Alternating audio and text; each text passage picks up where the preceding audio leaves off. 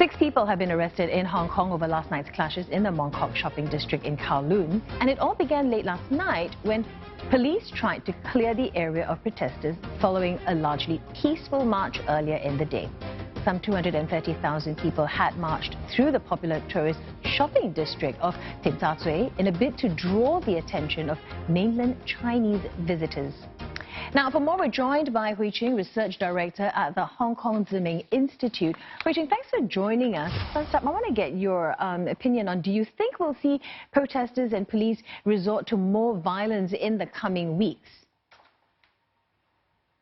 Yes, I guess it is highly possible to see more confrontation, not merely between the citizens participating in the protest or demonstration with the police, but also the tension between the police force and the journalists, from different media, I think is getting higher and higher. So I think the social stability in Hong Kong is now deteriorating to a new stage. Hui Ching, Sunday's protest, it was specifically targeted towards Chinese tourists. So why is it important for protesters to get the attention of the Chinese people here?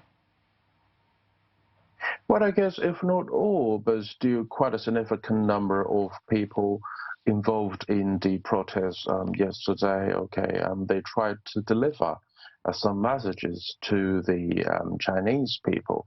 And I think it is something beyond the law. I mean, rewrite of the extraditional law in Hong Kong in this case, but actually they want to send their feelings and their opinions over the exercise of one country, two system to their fellow people on the other side of the PRC. All right, beyond that as well, because the pan-democratic lawmakers have also called for members of the Executive Council to step down. Do you think that will be perhaps maybe effective in quelling discontent? After all, you did say that, social stability is deteriorating in Hong Kong right now. Well, actually, if what had happened in Hong Kong, we move it to another major cities or other financial centers in modern world, it could be Singapore, London, or New York.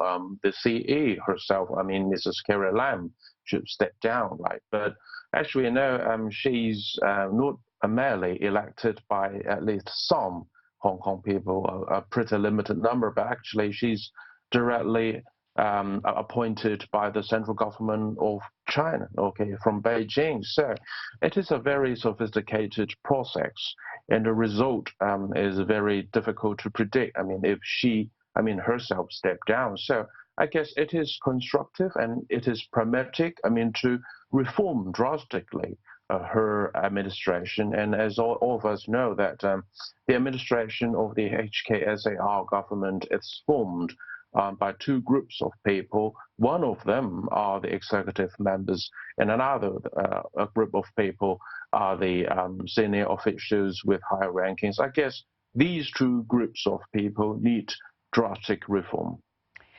If these protests were to persist, Hui Ching, and there isn't any indication that they will stop anytime soon, could there be intervention from Beijing? Well, it is true that it's so different from the other social movement in Hong Kong, a decade or decades ago. And now the demonstration or the protest is spread, from Hong Kong, another side of the Victoria Harbour to Kowloon.